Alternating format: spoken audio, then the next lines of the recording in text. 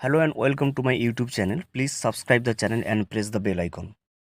Ration কার্ডের সমস্ত পরিষেবা যেমন রেশন কার্ড আলাদা করা, রেশন কার্ড ট্রান্সফার করা, নম্বর লিঙ্ক করা অথবা আধার লিঙ্ক করা অথবা সংশোধন করা যাবতীয় পরিষেবা কিন্তু এখন অনলাইনেই মিলবে। এ নিয়ে কিন্তু বক্তব্য দিলেন বিধানসভায় খাদ্যমন্ত্রী রথীন ঘোষ। সেই নিয়ে কিন্তু আপডেটটা আজকের এই ভিডিওটি।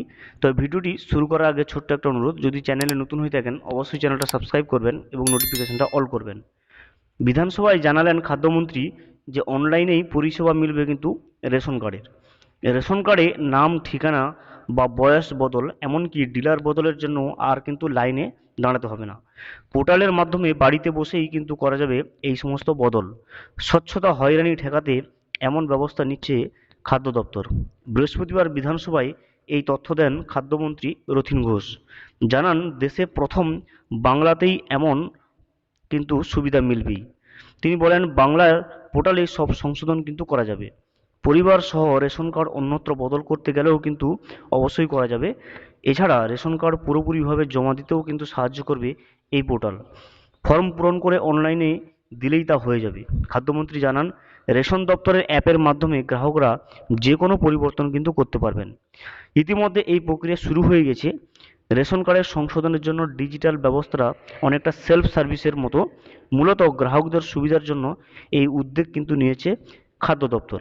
এ প্রসঙ্গে খাদ্যমন্ত্রীর বক্তব্য, গ্রাহকদের হয়রানি থেকে মুক্ত করতেই বেশ কিছু সিদ্ধান্ত নেওয়া হয়েছে।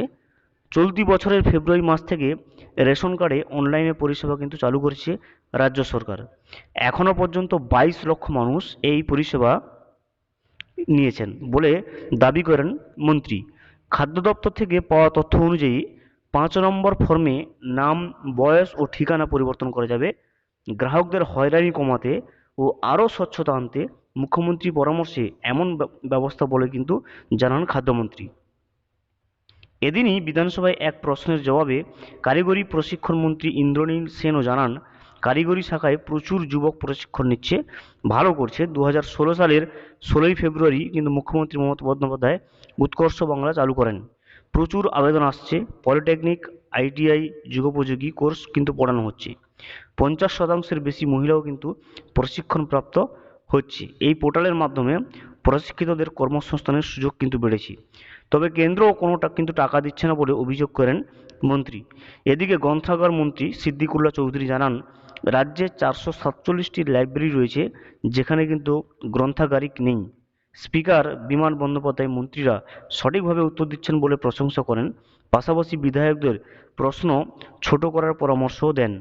উল্লেখ্য, আগামী 1 আগস্ট পর্যন্ত অধিবেশনের সূচি নির্ধারিত হয়েছে। অধিবেশন চলবে কিন্তু 5ই আগস্ট পর্যন্ত। Thank you for watching. Please subscribe the channel and press the bell icon.